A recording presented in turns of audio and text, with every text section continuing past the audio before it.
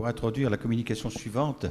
Je suis lyonnais de formation et à l'époque de mes études, il était de bon temps d'opposer l'ulcère duodénal et le cancer de l'estomac selon qu'on était de l'école lyonnaise ou parisienne. Ceci a bien changé, heureusement, et je vais demander à M. Boyan Christoforov de nous parler de l'histoire de l'ulcère gastro-duodénal. À vous la parole, monsieur. Je voudrais remercier très vivement le bureau qui m'a invité. Je voudrais profiter aussi, mais avec un certain retard car je n'ai pas l'occasion, pour remercier le doyen Berche, qui était mon doyen, et pour le livre que j'ai lu il y a déjà quelques années sur la guerre bactériologique, qui est un ouvrage absolument remarquable.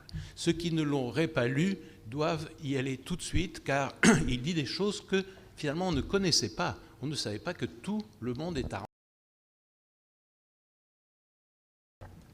Biologique. Je profite aussi pour saluer, en la présence de son fils, Bernard Hillemand, mon maître Pierre Hillemand. J'ai été son externe, c'était un patron à l'ancienne, avec une calotte blanche sur la tête, le verbe haut, une canne à la main, qui quelquefois servait à remettre dans le bon chemin les esprits divergents. Et M. Hillemand, lorsqu'un ulcère n'allait pas bien, lorsqu'il résistait au traitement, il disait « Moi, je leur fais quelques millions de pénicilline dans les fesses ». Bon, nous, on écoutait ça avec un sourire, mais il avait, comme d'ailleurs d'autres, intuitivement saisi, sans doute, l'hypothèse bactériologique de l'ulcérogénèse. Voilà. Alors, c'est une histoire très récente que je vais vous raconter. C'est une histoire très récente, elle tient dans les 50 dernières années en gros. Parce que lorsque on se penche sur le passé, avant le 19e siècle, il n'y a évidemment rien de sérieux. Une maladie qui est à l'intérieur de l'organisme ne pouvait pas être perçue, si ce n'est dans quelques autopsies. En 1830, Cruvelier qui était le premier titulaire de la chaire d'anatomie pathologique de la faculté de médecine de Paris, Cruvelier décrit l'ulcère de l'estomac et Rokitansky le fait 9 ans plus tard. Pendant très longtemps, et encore maintenant dans certains traités, on voit que l'ulcère gastrique est appelé maladie de Cruvelier, y compris chez les anglo-saxons. À ce moment-là, les anapathes décrivent à peu près tout ce qu'on voit. Ils voient les lésions vasculaires, ils voient l'aspect inflammatoire, ils voient même des corpuscules qui, plus tard, pourront être identifiés comme des corps bactériens. À ce moment-là, il n'y a pas encore de bactériologie. Mais tout est décrit, seulement ça ne débouche sur rien, puisqu'il n'y a pas de thérapeutique imaginable. Donc les théories... Alors Cruvelier, lui, il est pour la théorie inflammatoire. Peut-être était-il un disciple de Brousset. Rokitansky parlera d'infection, enfin chacun aura ses opinions. C'est au début du XXe siècle que l'on commence à pouvoir distinguer l'ulcère. Le diagnostic clinique est très peu fiable à l'époque et encore maintenant. Vous vous souvenez que seulement 25% des patients ont le syndrome ulcéreux tel qu'on l'apprend dans les livres. Les autres, c'est n'importe quoi ou quelquefois pas du tout de symptômes. Les premiers diagnostics sont des diagnostics radiologiques. On utilise le bismuth, mais le bismuth, aux doses utilisées à l'époque, est toxique. Et même pour une seule prise, nous avons connu une époque de toxicité du bismuth à dose relativement faible, mais à ce moment-là, c'était toxique. Puis la barite, et un certain nombre de radiologues font des diagnostics. Mais ces diagnostics sont opérateurs dépendants, comme on dit poliment de nos jours, c'est-à-dire qu'un petit nombre de gens savent les trouver, les autres font des diagnostics qui sont erronés. C'est l'époque des niches. Ce sont des niches, et en même temps que diagnostiquer l'ulcère, le problème est de distinguer l'ulcère du cancer, qui lui relève directement de la chirurgie. Et il faut saluer le nom de René Gutmann et de son école, qui se sont attachés à cette recherche. Ils ont créé une sémiologie extrêmement fine, mais comme toutes les sémiologies trop fines, elles ont leurs limites, c'est-à-dire qu'entre leurs mains, on s'en sortait pas mal, mais les autres faisaient souvent des diagnostics erronés, et c'est une époque où beaucoup de gens ont été gastrectomisés, sans doute inutilement. Donc c'est un jeu d'ombre chinoise que j'ai connu quand j'étais étudiant. Les gens racontaient des choses dont on n'était pas sûr. En fait, c'est l'endoscopie qui va permettre de s'y retrouver. Dès la fin du XIXe siècle, il y a des bricoleurs qui essayent de créer des endoscopes, mais à ce moment-là, c'est difficile. Il n'y avait pas de lumière efficace. C'est à partir de 1923, on peut dire cette dizaine d'années où Schindler, qui est un Allemand, et François Moutier, qui est un Français, j'ai connu M. Moutier, c'était un Français classique, avec son costume 3 pièces, son gilet, sa montre, sa barbiche, son calot sur la tête, et il faisait l'endoscopie flanqué de son aquarelliste, car il y avait une dame qui faisait de l'aquarelle, on ne faisait pas de photos. L'endoscopie à cette époque, on avait l'équivalent sur le boulevard Barbès, c'était la valeur de sabre. D'ailleurs, la valeur de sabre du boulevard Barbès disait « Messieurs, dames, les professeurs de l'hôpital Lariboisière me payent pour regarder dans mon estomac. » Le patient était la tête en arrière, c'était affreux. Il n'y avait évidemment pas d'anesthésie ni d'analgésie, et on pouvait voir le fondus, la partie verticale de l'estomac, mais exceptionnellement l'antre. Et donc c'était considéré comme un genre un peu atypique, qui pouvait rendre service quelquefois, mais ne pouvait pas être appliqué à tous les patients. En 1968, vous voyez c'est récent, un Américain, Basil Hirschowitz, construit un endoscope flexible, fibroscope, ceci parce que les fibres de verre transmettent la lumière même quand il y a une courbure, donc il peut se plier à la courbure. Ça va donner le nom à l'examen, bien entendu, assez rapidement, les fibres seront remplacées par un système de vidéo. Et là, il y a une énorme bêtise industrielle, c'est que l'industrie européenne, j'étais témoin de cette époque, on avait été voir aux États-Unis, il y a eu une démonstration en France, et ni l'industrie européenne, à l'époque c'était l'industrie allemande, et ni l'industrie américaine ne l'ont pris au sérieux. Ils ont dit on va en faire.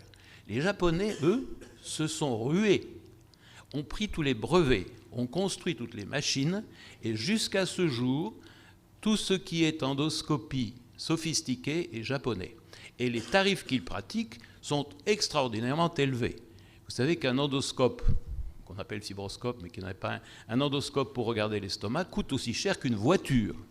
Or, visiblement, le prix de revient est très inférieur. Mais c'est un monopole, et on peut dire vraiment la sottise, de la même manière qu'ils ont raté les transistors, eh bien, ils ont raté cette découverte.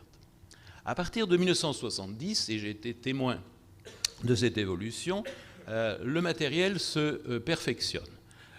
On crée la vidéo, ce qui permet de ne plus regarder dans un oculaire, mais dans un écran, et donc de pouvoir enseigner cette technique.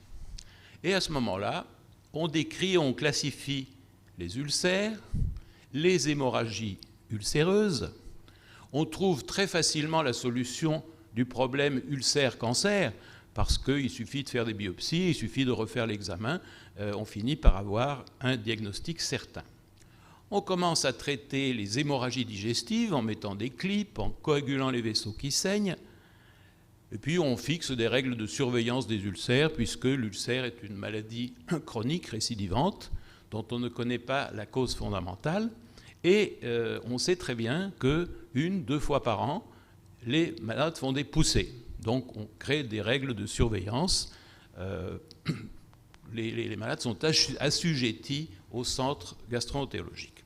Et puis on invente l'écho-endoscopie, c'est-à-dire qu'on assujettit à un endoscope un échographe, et de cette manière, on peut voir au-delà de la muqueuse, car l'endoscopie, bien sûr, c'est comme une dermatologie, elle ne sent pas ce qu'il y a au-dessous. Voilà. Maintenant, nous allons aborder le problème du traitement. Et le traitement passe par la notion de physiopathologie. Alors vous avez vu qu'au XIXe siècle, toutes les théories ont été en piste. On avait tout pensé, puisque il y avait une infection, même on n'en avait pas de preuve, mais plus tard on verra qu'autour des ulcères, il y a de la nécrose et qu'au milieu de cette nécrose, il y a des germes.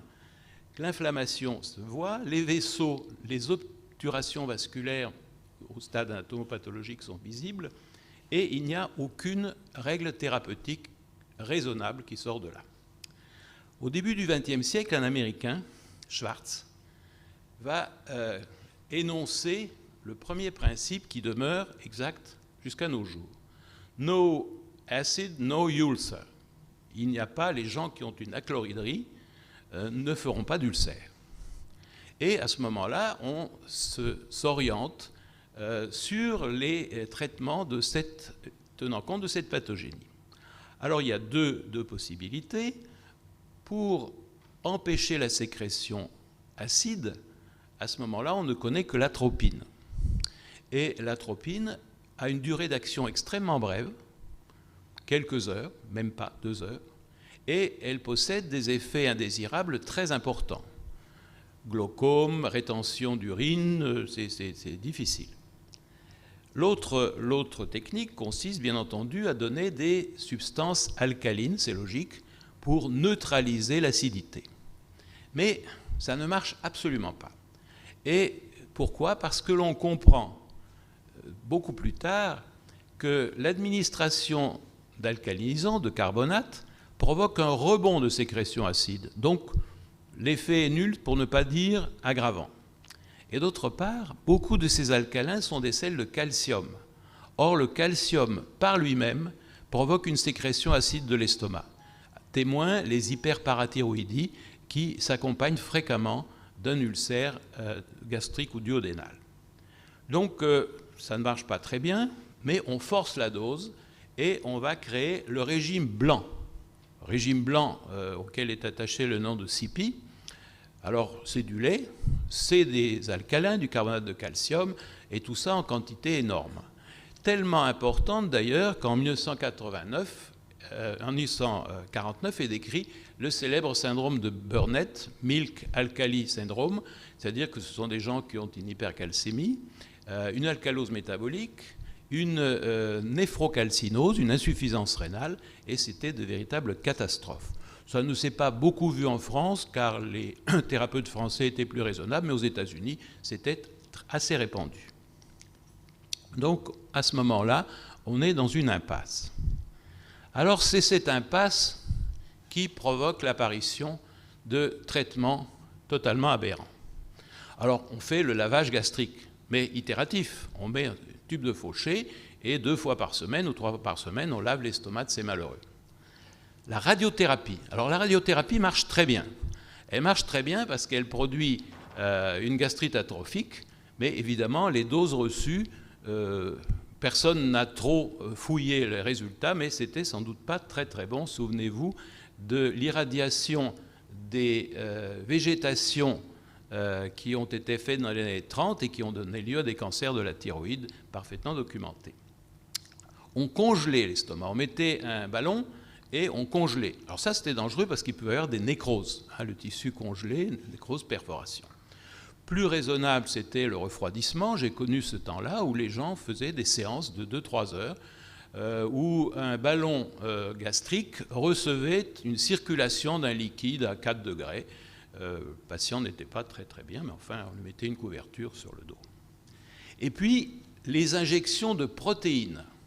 Quelqu'un avait eu l'idée que l'injection de protéines créait une sorte de choc et que ce choc allait cicatriser les ulcères. Et je me souviens d'avoir injecté comme externe des produits de ce genre avec un résultat qui était impossible à connaître puisque une poussée ulcéreuse se calme spontanément et qu'on n'y avait aucun contrôle d'aucune sorte. Il n'y en aura pas avant les années 70.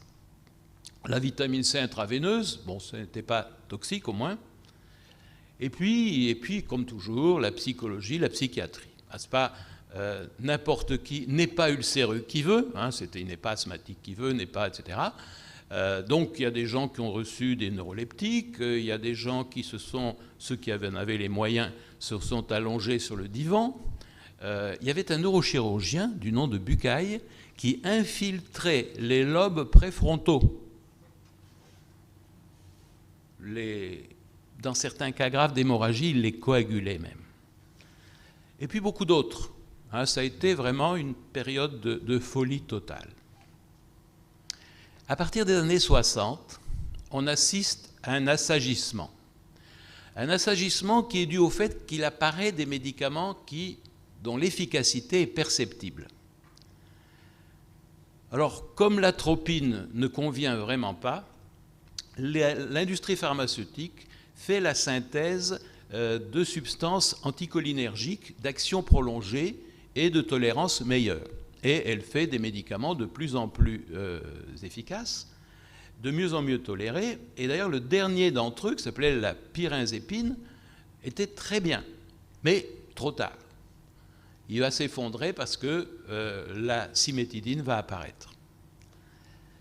Dans tous les cas, on le sait, c'est une maladie chronique et donc il y aura besoin d'un traitement d'entretien. Voilà. La période vraiment brillante va s'ouvrir dans les années 70. Black, qui aura le prix Nobel pour cela, se rapporte à une hypothèse de Child qui distingue deux types de récepteurs histaminiques. Les H1, qui sont responsables des phénomènes d'allergie pour lesquels on donne toujours des antihistaminiques, et puis les H2, qui sont impliqués dans les sécrétions acides de l'estomac. Et Black synthétise la cimétidine, mais moi je me souviens d'avoir lu dans la presse internationale, avant la cimétidine, dans cette série, il y a eu des médicaments extrêmement toxiques.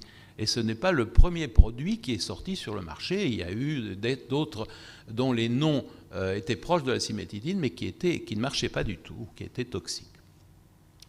C'est entre 72 et 77 qu'ont lieu les premières études contrôlées par l'endoscopie. Et puis, en 77, sort la cimétidine sur le marché, et c'est un succès énorme. C'est un succès énorme, c'est le Tagamet. Tout le monde en donne. La sécurité sociale crée des comités spéciaux pour surveiller la consommation, parce que dès qu'un patient a mal à l'estomac, le médecin lui donne du Tagamet.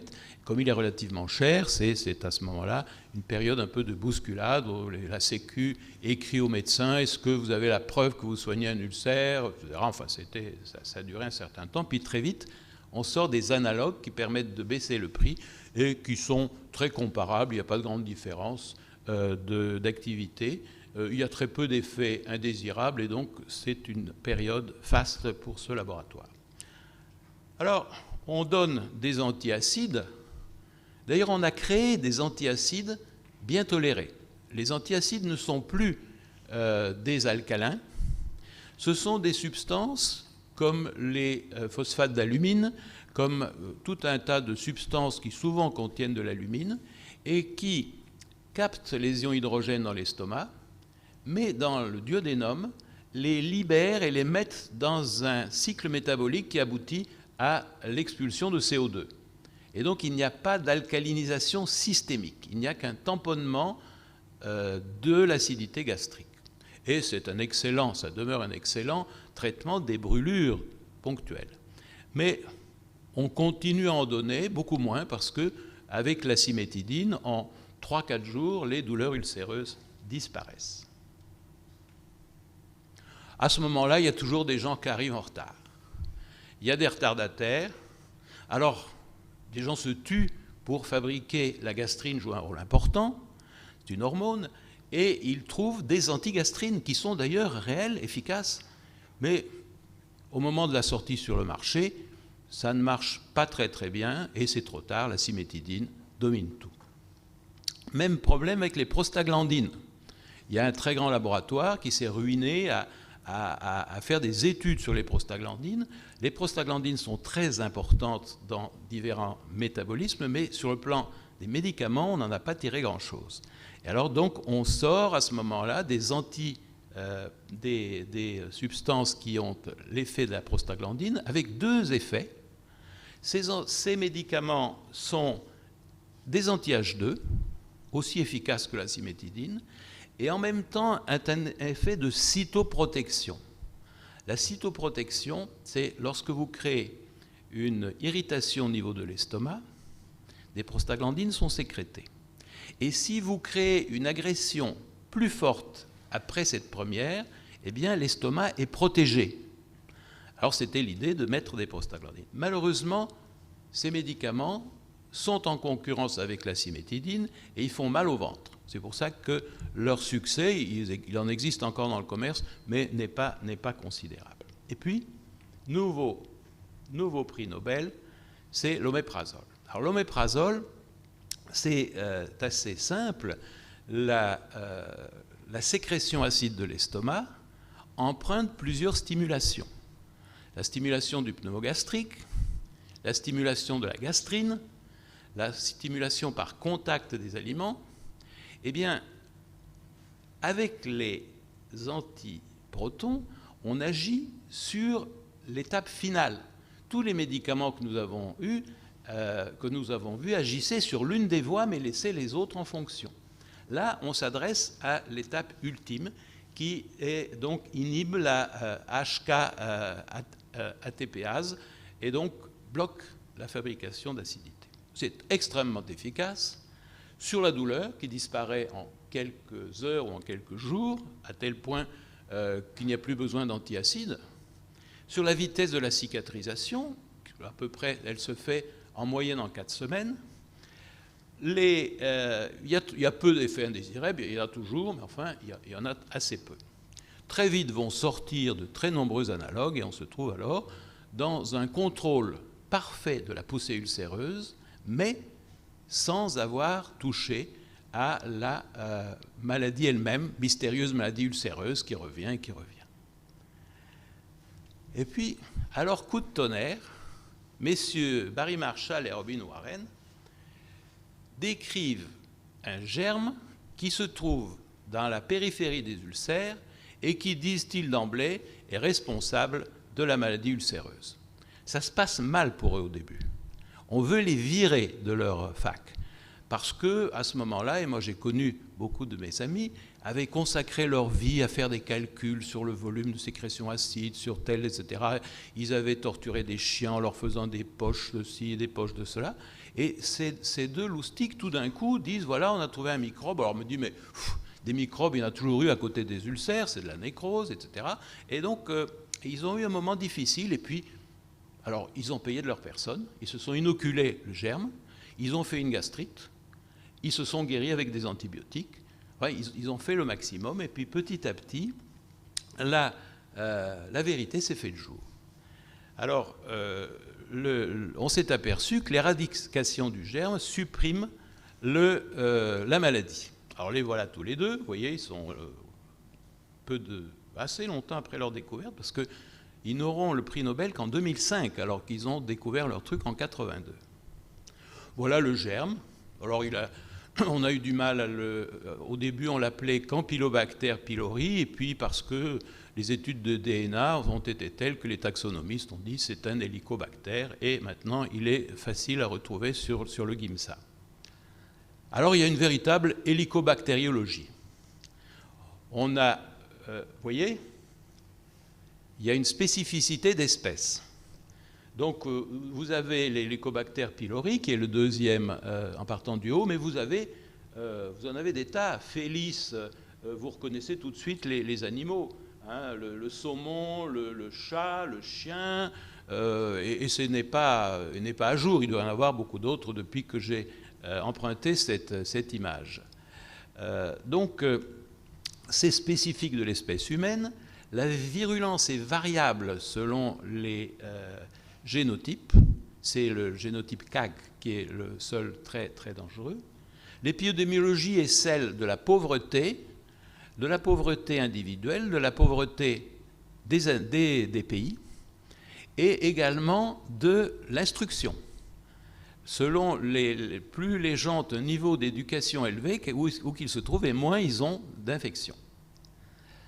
Alors, il est responsable de la grande majorité des carcinomes du corps de l'estomac, des carcinomes de type intestinal, dont la fréquence diminue, alors que les cancers de la partie haute, celles qui sont autour du cardia, elle augmente, car elle a sans doute une autre origine, elle a une origine tabac, etc. L'éradication est complexe, des résistances surviennent, comme toujours. Actuellement, il y a plusieurs journaux, le tête c'est Helicobacter, il y a plusieurs journaux qui sont uniquement consacrés à l'hélicobactériologie, il y a donc un champ de travail immense. Et puis on dit qu'en 1875, on aurait retrouvé sur des préparations d'anapathes allemands des hélicobactères. Bon, c'est possible au fond, mais voilà. Alors, 2 mots sur la chirurgie. La chirurgie, l'ulcère a permis d'écrire les pages les plus brillantes de la chirurgie abdominale. Péan, Billroth, Finsterer ont créé des interventions qui portent leur nom. Et puis il y a des progrès. La gastrectomie, je ne sais pas, certains se souviennent, les services de pneumologie, de phtisiologie, regorgeaient de patients tuberculeux avec des antécédents de gastrectomie et qui glissaient vers la marginalité par le biais de l'alcoolisme. Ça a été une période assez dure pour les ulcéreux. Ensuite, on a fait la vagotomie. On coupe les 2 pneumogastriques. Si on coupe le tronc du pneumogastrique, on provoque des troubles de l'évacuation gastrique, donc qu'à cela ne tienne, on faisait la pyloroplastie, puis on l'a fait sélective, et même après suprasélective. Ça veut dire que l'on coupait uniquement les rameaux nerveux destinés au fundus, à la partie qui sécrète l'acide, et pas du tout l'antre et le pylore. Et ces interventions se faisaient sous célioscopie. Le malheur, c'est que bien entendu, il était trop tard. Il était trop tard, il n'y a plus d'indication pratiquement à la chirurgie dans l'ulcère de l'estomac et encore moins du duodénum. La chirurgie est maintenant réservée aux perforations et aux hémorragies, mais pas tant que ça, parce que les hémorragies, beaucoup sont traitées par endoscopie, et puis pour les perforations, la méthode de Taylor est de retour. Souvent, on aspire, je parle sous le contrôle de Philippe Bonichon, mais on aspire les gens, et bon, il arrive qu'on soit obligé d'opérer, mais c'est beaucoup moins. Alors, quelle est la situation actuelle? Car vous allez voir, l'histoire n'est pas du tout terminée. Avant l'éradication de HP, 70% des ulcères gastriques et 90% des ulcères duodénaux étaient liés aux germes. À tel point qu'on disait, quand il y a un ulcère duodénal, ce n'est pas la peine de chercher par des biopsies gastriques le germe, il est toujours en cause. Bien entendu, ça a changé. Ça a changé actuellement. Voilà la situation actuelle. La situation, c'est 2011, une enquête sur 1 millier de patients. Alors, 38% des ulcères en France sont liés à l'Helicobacter pylori.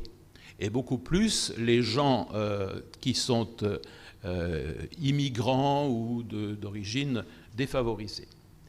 18% sont liés aux médicaments gastrotoxiques. La somme gastrotoxique plus Helicobacter pylori rend compte de 22% des cas, d'où d'ailleurs l'intérêt, quand on a des patients de rhumatologie qui vont recevoir pendant longtemps des anti-inflammatoires, de les diagnostiquer, de les éradiquer. Mais 20% des ulcères restent totalement de cause inconnue. Et on est de nouveau à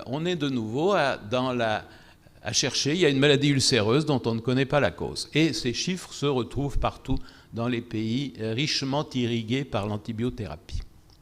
Alors, il y a des choses qui ne changent absolument pas. Les hémorragies ulcéreuses, il y en a toujours autant, bien que les ulcères sont traités. Que ce soit en Grande-Bretagne, aux États-Unis, en France, les statistiques des services d'urgence montrent la même fréquence d'hémorragie ulcéreuse qu'avant. Les perforations, c'est la même chose. La mortalité, c'est la même chose, notamment à cause des gens d'âge avancé qui, bien entendu, prennent des anti-inflammatoires et peuvent avoir des hémorragies ou des perforations. Et tout ceci se retrouve partout. Ce qui fait qu'au fond, cette histoire n'est pas terminée et qu'on aura sans doute d'autres épisodes. Je vous remercie beaucoup. Je voudrais dire à Christoforov que j'étais extrêmement touché de ce qu'il a dit sur mon père. Ça m'a même été très ému. Et puis d'autre part, je voulais le remercier d'avoir bien mis en relief Moutier, qui était un personnage absolument fabuleux, qui avait un talent littéraire, qui a fait écrit des pièces de théâtre et qui était un endoscopiste extraordinaire. Et Christoforov nous a admirablement montré ce que c'était que la gastroscopie avec le Schindler. C'était, il l'a dit, un véritable supplice pour le malade, et on ne pouvait pas voir ni l'antre, ni la grosse tubérosité, parce qu'on ne pouvait pas retourner l'appareil. Merci d'avoir cité Moutier, qui était vraiment un homme extraordinaire. Et merci aussi, bien entendu, d'avoir cité mon père. Donc, ceci dit, tu as fait un exposé d'une clarté fabuleuse et en même temps d'une documentation extraordinaire. Et je crois que on a entendu quelque chose d'une qualité formidable. Ceci dit, je voudrais quand même te poser une question. La question, c'est la suivante. Tu as critiqué très fort les aspects psychologiques et autres.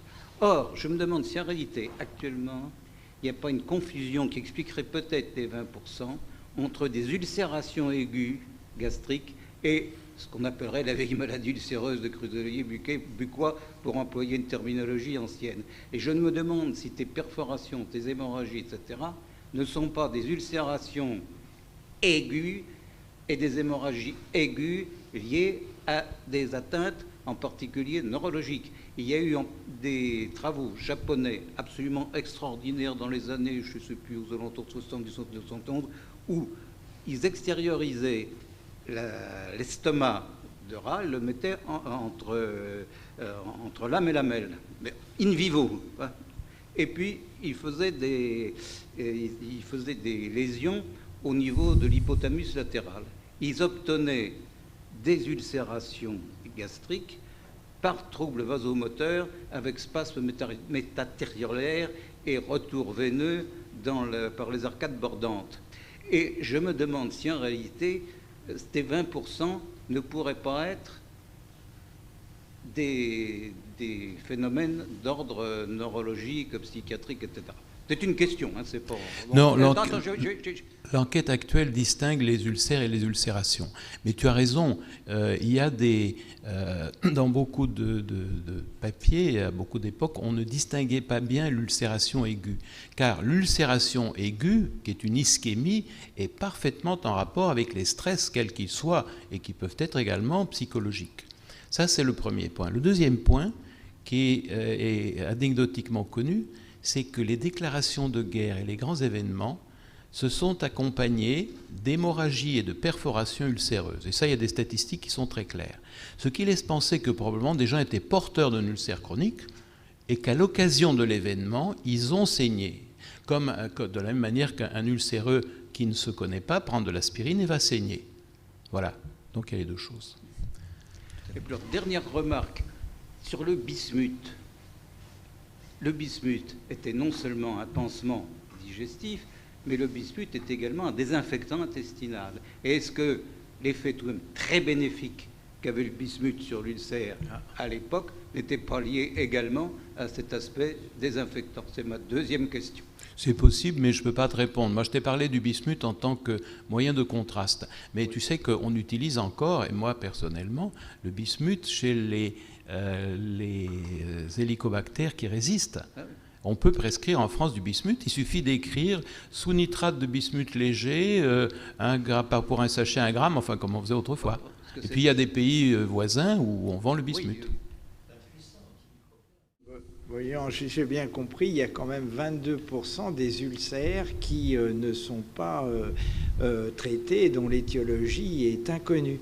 Oui. Ma question, pourquoi ces 20% n'arrivent-ils plus aux chirurgiens, puisque théoriquement, il n'y a pas de traitement?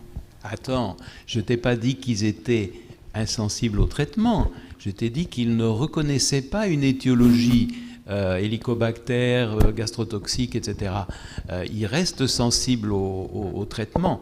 Et alors, l'étude ne dit pas, parce que ce n'était pas son objectif, s'il récidive ou non. Monsieur Wiploz. Je dois être à peu près de la même génération que l'orateur, puisque je me vois à Saint-Antoine devant le négatoscope avec le docteur Gutmann. J'ai bien connu Bucaille à Saint-Antoine aussi. À Bichat, j'ai entendu de Musan nous présenter l'ulcère comme étant le prototype de la maladie psychosomatique. J'ai fait toutes les vagotomies, entrectomies, sélectives, suprasélectives et autres. Et je voudrais en venir à la dernière, tout à fait à la fin, où vous avez montré la quantité très étonnante qu'il y avait de variétés d'hélicobacter. J'ai lu un article récemment qui m'a beaucoup intéressé, où les généticiens sont arrivés à bien séparer les hélicobacters humains en fonction des groupes et des pays. Alors, d'après leur horloge, dont on peut discuter la valeur, il semble que l'hélicobacter est aussi ancien que notre espèce, c'est-à-dire Homo sapiens sapiens. Et d'autre part, il est tellement fidèle qu'on peut maintenant suivre les déplacements des populations en fonction de l'hélicobacter qu'ils ont dans leurs estomacs. Voilà, c'est tout ce que je fais. C'est vrai. La présence. Alors, la présence de... La présence peut être faite par l'examen des biopsies. Il suffit de faire des biopsies de l'antre et du fondus. Elle peut être faite par la culture. C'est difficile, c'est long, mais c'est possible, notamment pour l'étude des résistances. Et puis maintenant, il y a un test qui est en cours de validation, qui est une PCR sur le DNA de l'hélicobacter, et directement, on accède, sans avoir besoin d'avoir ni la morphologie du germe, on accède au diagnostic et à son génotype de résistance bactérienne. Vous voyez, donc on peut, si ce test est validé, mais ça semble être le cas, vous faites la biopsie, on vous répond, il y a bien un hélicobacter, il est résistant à etc. Alors, il y a une autre technique qui est le test respiratoire. L'hélicobacter a une uréase. On fait boire une solution d'urée marquée, mais marquée avec un produit, un carbone qui n'est pas radioactif, c'est un carbone, je ne sais plus, 13. Et donc, s'il y a l'hélicobacter détruit l'uréase et le CO2 s'en va dans l'air expiré. Et donc, on fait une analyse de l'air expiré, on dit il y en a ou il n'y en a pas. Dernier aspect, c'est la sérologie. Alors, la sérologie, elle intéresse les épidémiologistes, car si vous avez un hélicobacter et que vous êtes guéri, vous allez garder une sérologie positive, mais lorsque vous adressez à une grande population où très peu de gens ont été traités, le sérodiagnostic positif vaut le diagnostic d'infection. Il n'est pas dans le liquide gastrique, alors, l'hélicobacter? Non, il est à la face interne de la couche muqueuse qui recouvre la muqueuse gastrique. Oui. Une petite remarque que je voudrais faire aussi. Vous n'avez pas parlé de l'augmentation des perforations en période de Ramadan. L'augmentation des perforations et des hémorragies gastriques en période de Ramadan. Vous avez raison. Vous avez tout à fait raison. Le jeûne est un facteur. Ça a été publié. Vous avez raison. Oui, c'est vrai. Si vous permettez, je voulais faire deux remarques. Juste que la description de l'ulcère, il me semble qu'elle est beaucoup plus ancienne, puisqu'on rapporte déjà qu'Avicenne, qui est mort en 1037, est mort lui-même d'un ulcère. Il l'a décrit déjà dans l'ulcéreuse. Et la deuxième remarque que je voudrais apporter ici, en effet, les traitements, les chirurgiens sont confrontés à l'ulcère encore qu'au stade des complications, et que dans les traitements fous qui ont été décrits, je pense que le cooling a toujours son intérêt pour nous, parce qu'il y a des fois des malades, surtout inopérables, chez qui, bien sûr, on essaie de coaguler par l'endoscopie, à la limite de l'opérabilité, c'est difficile. On essaye, bien entendu, le cooling, et en même temps, le lacté froid est préconisé dans les traitements encore d'actualité et qui donnent des résultats. Voilà, je vous remercie.